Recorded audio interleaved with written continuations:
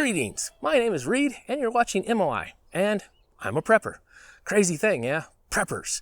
You know, they used to be the complete terror, laughed at, joked at, thought crazy, strange people and all that. And then the world gets weird. Suddenly a lot of people are going out going, maybe preppers were onto something. Maybe we should actually check out what they're about and stuff like that.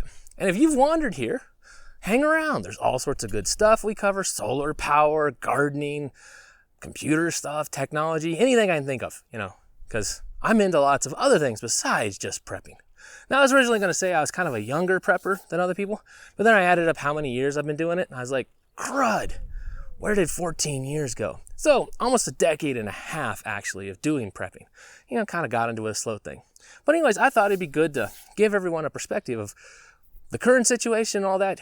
What does a prepper think of what's all going on? What does someone who's prepping actually think about all this? Okay, back when we first started hearing about this disease spreading and everything else, it's coming in down the news wire, stuff like that. They're mentioning stuff like that. I was like, interesting. Yeah, something out there, going on. And no, didn't suddenly freak go, time to lock everything down, load all the weapons and get ready to rumble. No. Ain't the first rodeo. I've kind of heard, Ebola is going to kill us all. The Zika virus, West Nile. Not the first time we've been through this sort of situation that everything's going to kill us. In fact, if you hang around a lot, we talk about all sorts of stuff that's going to kill us all the time. You kind of get used to hearing, could be really, really bad. It's one of those things, in prepping, we talk about the most crazy, dark, horrible things out there and wonder, I'm not going to die. I'm going to get through this. We're going to survive. It's time to MacGyver our way through everything. Well, that's my motto. I believe in MacGyverism. And like I say, check out the videos. And actually, when I'm talking about other preppers and stuff like that in the community and all that, I got some people I want you to take a look at. Now, one of them is Old School Prepper. So check out the link up here. She's been making videos, and she does a lot of stuff that is, it's not like loading guns, stashing stuff up. No, it's like canning, putting stuff away, saving food, preserving things. So there is supply for when times get short. Like when you go into the store and suddenly nothing's there. It's empty aisles for all the eye can see, that sort of thing. So definitely go check her out. Now, another person you should really go check out, Pennsylvania Prepper. I always try to say Pennsylvania Prepared, but no, it's Pennsylvania Prepper. Okay, go check her out. She also does a lot of stuff about putting stuff away, preserving, stuff like that. These are people that I call real preppers, like me, ones that put away stuff for times when they get ugly. It's not about, let me have the giant stockpile of guns, weapons, and ammo and stuff like that. That's not the primary focus. I mean, security is one aspect, but also being able to have food when you need to eat is more of on the important thing or water, when you need water to have that. So that's sort of the focus, kind of prepper type I am. Now, another person I want you to go check out, Polymetal Prepared. He does a lot of stuff about gardening, things like that. Very good thing to know. I cover gardening here too. Watch both of us. Very good. Now, if you are concerned about security, things going crazy and all stuff like that, the bumps in the night, go check out Steve at Corsair Trainers. His motto is making fewer victims. He's a retired law enforcement officer and knows quite a bit about violence considering the exact career he was in. He had to deal with horrible, violent felons all the time because he worked in corrections. And he's a very good person to go check out for review. So now that you've got that, I've finished pumping my friends and plugging them and stuff like that, let's get to the exact point. So I'm watching this kind of go through and stuff like that, developing. It's like, okay, stuff's going on. Well, then, we started seeing cases develop in other countries, stuff move forward, and then people started hoarding, okay? Now, from my point of view, I was like, oh no, I'm short on stuff, I gotta run to the store. No, actually I wasn't. I was actually far more interested in what was going on. I would go to the store and take a look just to see what was getting taken, what was people concerned about the most in the current situation. And I found that very useful data, particularly the TP. Gotta stock up as much toilet paper as possible. And that one's kind of a funny one to me because in the history of shortages like that, TP is sort of a new 21st century development that's the item to hoard. And it tells me that we've had a social shift. Okay. And I think part of it also is that if the news is covered for so long that, in Venezuela, toilet paper is so rare. In Venezuela, you could trade such and such meals just for one roll of toilet paper. In Venezuela, they talked about it constantly about how valuable toilet paper was. And I think that kind of got into the collective consciousness of people that toilet paper must have item. And it was one of the things that was hit hardest, the quickest. Okay. I mean, then you saw, people going after the bread and the milk and the eggs. And I'm just always kind of surprised at that when people go really hard after the perishables. Never really understood that is, got to get the perishables right now. And people, like you've heard these stories, and I've seen people loaded with half a cart of milk filled up, but I didn't see people loaded up like a full cart of milk. But I was just kind of looking at that going, how are you going to drink all that? I mean, before it goes bad, how are you going to drink all of that? But then, when people started realizing, it's an illness, then you started seeing the stuff in the pharmacies and the, stuff, the cold medicine, the, pain relievers, all sorts of stuff like that were emptied out. But what was interesting, when I was going through the stores and looking at everything like that, it wasn't, all the name brands. A lot of name brands were still there because they were so much more expensive. The generic stuff was just cleared out, just gone. But you could still find items of things if you were willing to pay more, okay? So that was a very interesting data point to me, is that the generics were the first to just go. They were gone fast.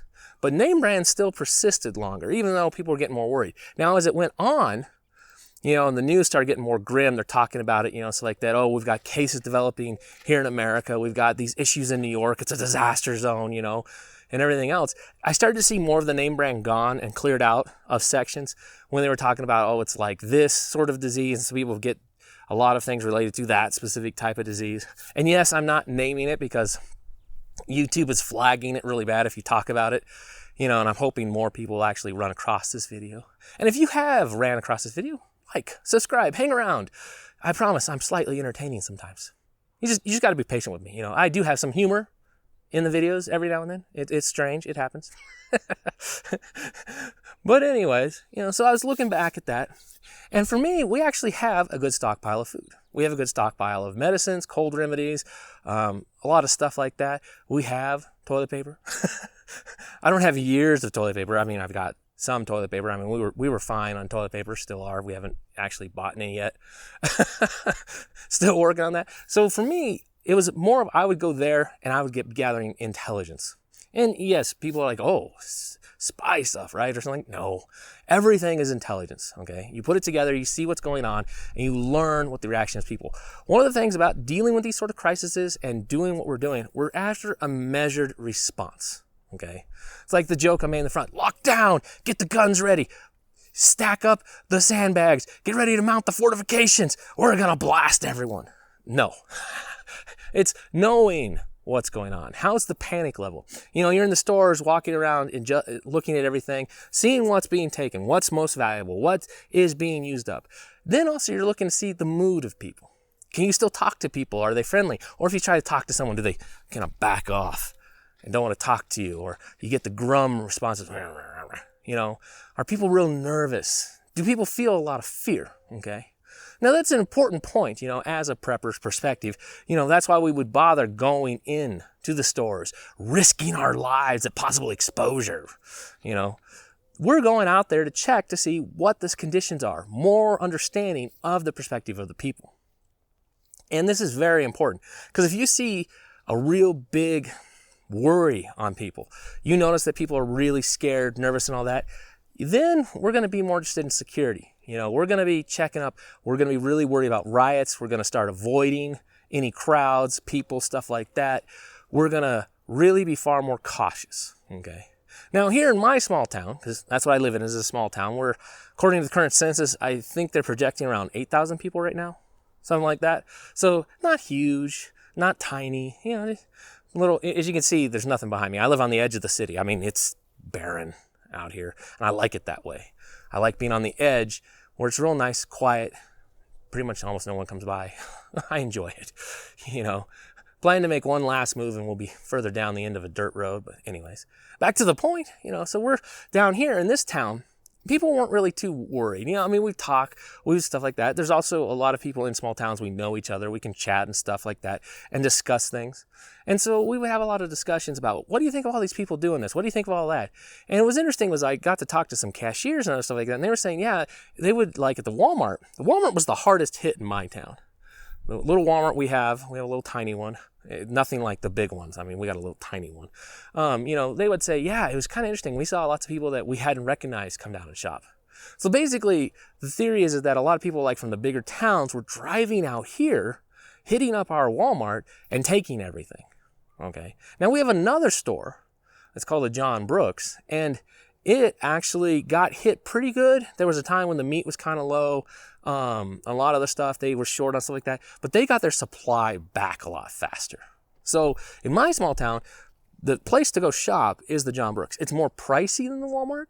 I'd say the price is about 10, 15%, sometimes 20 to 30%, because they carry some specialty items the Walmart doesn't even bother with. I mean, where else are you going to buy a rabbit? I mean, Walmart's not going to carry that. They carry specialty meats and stuff like that. But, they got their supplies back a lot faster. You can go there, you can get eggs, you can get milk, you can get bread. They have fruits, vegetables, all sorts of stuff. Okay. Even meats. They got all sorts of meats. The selection's looking fine, everything like that. The one thing they're still kind of short on is toilet paper. They are still short on it, but they do have some. And they've got a strict limit on how much you can buy, trying to make certain people get stuff. And they have senior shopping hours and stuff like that. Now, the Walmart still kind of looks like a going out of business sale. And that's been an interesting data point to me. And I was talking to some of the people. It was like, so our Walmart's a smaller one, and I guess they have different tiers in order of delivery, okay? So like, depending on how busy the Walmart is, how much stuff it services, the community services like that, that'd be like a higher tier. And we're sort of like on tier 4 or something. I'm not sure exactly what that means inside of Walmart, but we're further down. We're much down the list of getting stuff. So that kind of explains why ours is still run out. But it also tells me a lot is that in a smaller area, more rural area, your stuff, depending on what is raised, because this is sort of an agriculture area, there's some stuff that really gets raised out here, that, you could be much further on the list of getting replenishments. So if you like the rural area, like I do, you like the quiet, you like the calm, you like being able to do whatever you want, not having everyone just scream at you, have heavy machinery out here drilling wells. Yes. We'll cover wells later because I put a well on this property. Stuff like that. People don't really gripe at you. But, in a big city, oh man, those HOAs and all this other stuff, they're on your butt. So that's why I live here. But there's a trade-off. So one of the preppers' perspectives on that is noticing that it didn't get very nervous out here, okay? We had stuff disappear just like the big cities.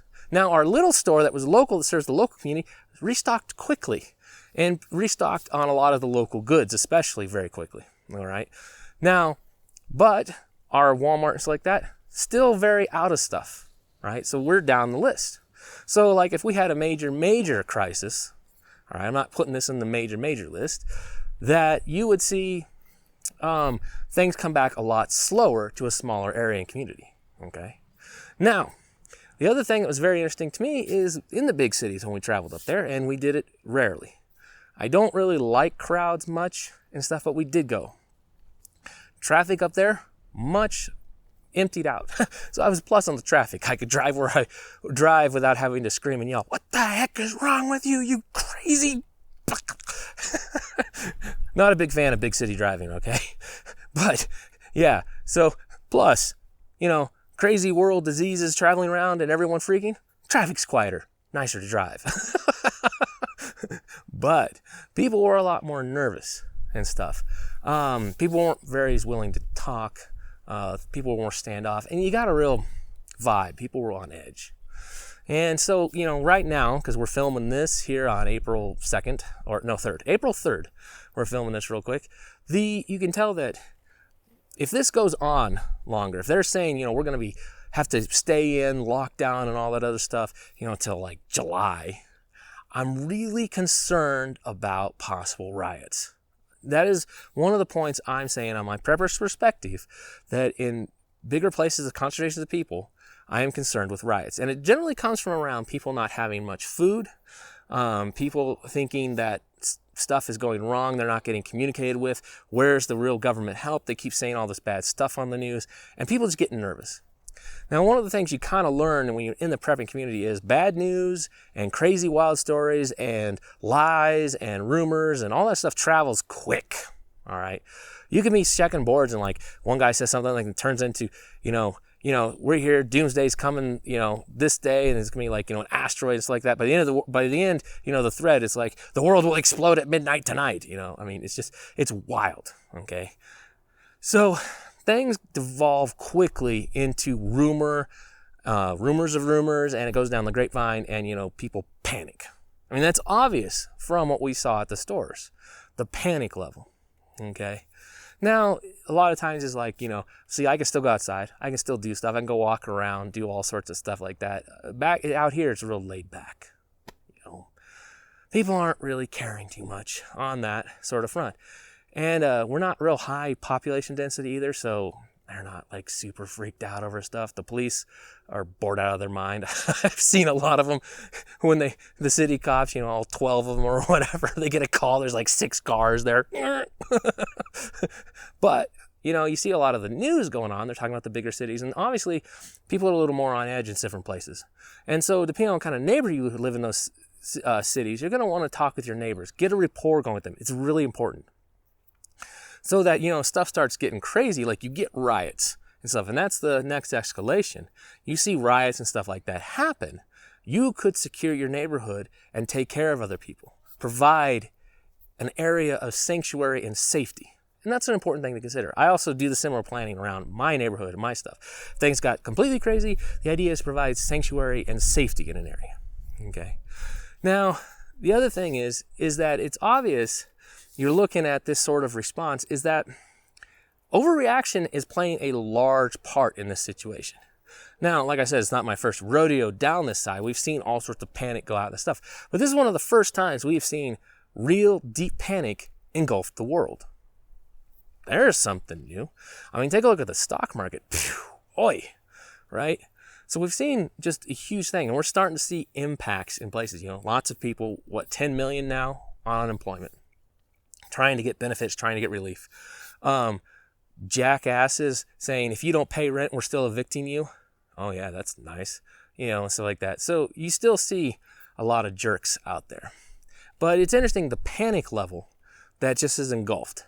So that is a real possibility with an event, all right? You can have the real threat level, be it some level, but the perceived threat is way, way higher. And so people just lose it. They panic, they go buy stuff and all that.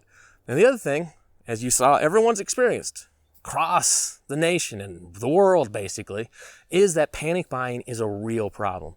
And so is price gouging. Those two are extremely relevant. So by having stuff beforehand, you don't have to worry about it.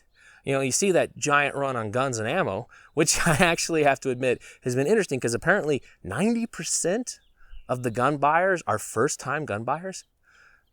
So I'm hoping that they learn greatly from understanding of, yes, there's waiting periods. Yes, here's a background checks. Yes, you can't order one online and have it shipped to your door. All those lies that were spread around and talked about by all the politicians were that lies.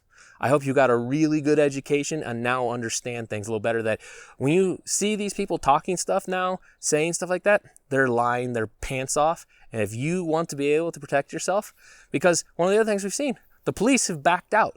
And that's actually perfectly normal, okay? If the police are going to be coming into contact with lots and lots of people, there's a good chance they could carry this disease. They're going to have to back down. A lot of other stuff, they're going to say, you got to take care of yourself.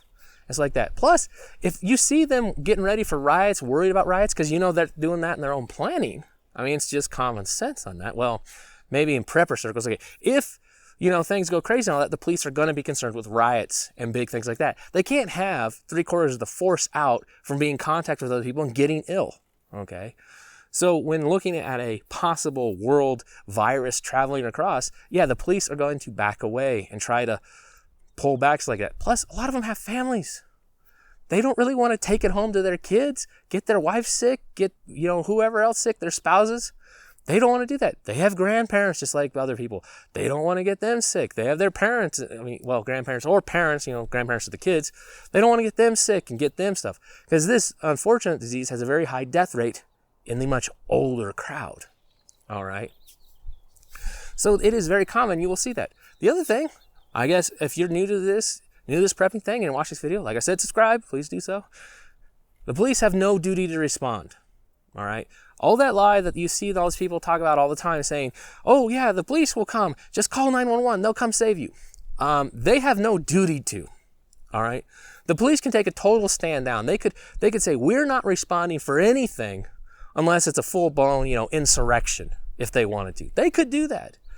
You may not you may disagree with that, it's like that, but they don't have a duty to protect you. All right? Understand this, and I'll put the link, if you want to go read it, to the Supreme Court decision outlining this very concept. They have no duty to come help you, save you, or do anything, or even risk their lives to do so. So when they actually do risk their lives and all that, it's voluntary. They are voluntarily helping you out, putting their lives at stake and stuff like that. Okay? But it's something to keep in mind. You are always your most important protector of yourself, your family, your loved ones, and all that. You. No one else. You. Okay? So remember that. So that's one of the things preppers have known for a long time as you start digging into things, understanding stuff like that. Yeah, it all falls on your shoulders. It's your responsibility. This is you. Only you are responsible for yourself. So, we buy guns, we buy ammo and all that. So when all that stuff started going on, I was like, well, I was wondering when this was going to hit. So it was another intelligence point for me. When was this going to hit? And then I knew, it went from this stage, okay, we got runs on food, we got runs on this. And so it's now giving me a much more understanding of sort of a situation like this that I can use for the future of planning, timelines. Planning and timelines are very important. Now, it's also seasonal. You could see things affected by, if we were going into the dead of winter and this started, people much more worried about where am I going to heat my home from, how am I going to get food, and stuff like that. You could have a totally different response. We're entering spring. So I'm going to call this very dependent upon spring, but it gives me guidelines for planning a part the other. So my prepper's perspective on this is I observed. I wanted to see what the guns and ammo thing. And then one of the key data points I wanted to know was, all right, is this people who already have guns and ammo going out to get stuff, get more stuff, stocking up further, or new buyers? And it was new buyers. That data point I found extremely interesting. It was also interesting seeing how much, that I watched videos of a lot of FFLs talking about this stuff like that, and how many times like that, it wasn't like particular guns were sold out, it was what they had ammo for. People go in and say, what do you got that you have ammos on the shelf for right now as the shortage deepened? And so they were buying what they had ammo for. They were thinking about immediate needs of protection. So people were getting nervous. That shows up in the nervous category. They were getting more nervous about all this.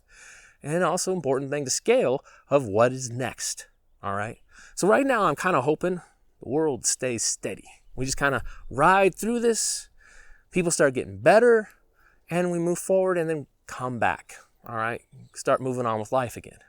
Now, obviously, if any of you guys have retirement plans, 401ks, 403bs, or just regular investments, IRAs, also like IRAs and, Roth IRAs, stuff like that, you've probably looked at your mutual funds or your stocks, if you directly invest in stocks and all that stuff, and gone, ow, that hurt. Yeah, that was pretty wild how confidence on stuff tanked the stock market real hard. Now, as a prepper and all that, I'm not dependent upon that monetary supply right now. I'm not even retired, okay? So, I still have a steady job. I still have work. I'm in the considered essential class, so I didn't have to deal with some of that. But we also do keep emergency funds at home in cash.